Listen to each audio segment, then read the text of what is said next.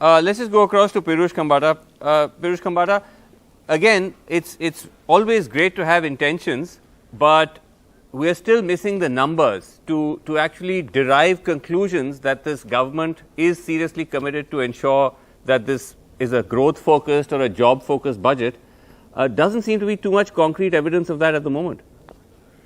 See, I think you are too much getting into numbers at this stage. Numbers obviously will come, numbers will be crunched, but to say that this government doesn't follow action with their words is also not true. And there are a lot of examples we can see actually on the ground. Now, let me take two examples just for it. No, I'm not saying the government doesn't follow. I'm saying in this budget, I haven't seen, or we haven't yet come across yet the solid numbers to suggest how much is actually being invested in all these areas.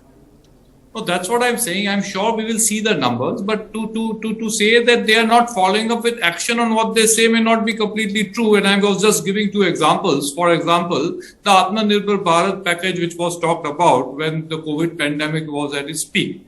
And today you can see that to support Atmanirbhar Bharat, they have announced PLI schemes, they have announced packages in various sectors. Most important, they have also seen that there were a lot of heritage exemptions in custom duties, which was actually helping the foreign people dump their goods in India, and the Indian manufacturing companies had closed down.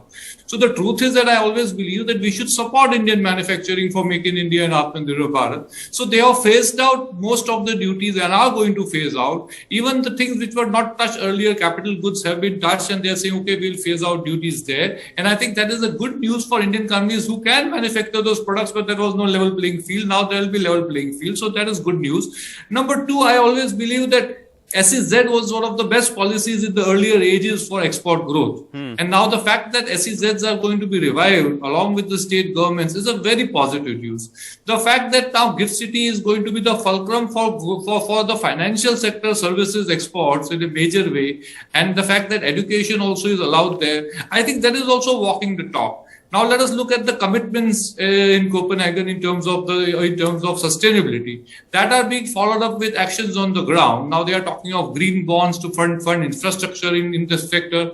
They are also talking of ensuring a policy on ensuring that the petroleum products, there is a mixture of what they call ethanol. So various things are happening in organic use, less chemical use in agriculture, which also in my mind is very good for the environment. So all these are positive steps which I am seeing. I think what somehow or the other, what probably is being missing out is actually how much this will lead to employment generation, how much this will lead to private sector investing. I think this is something we have to wait and see what happens on this. Right. Okay.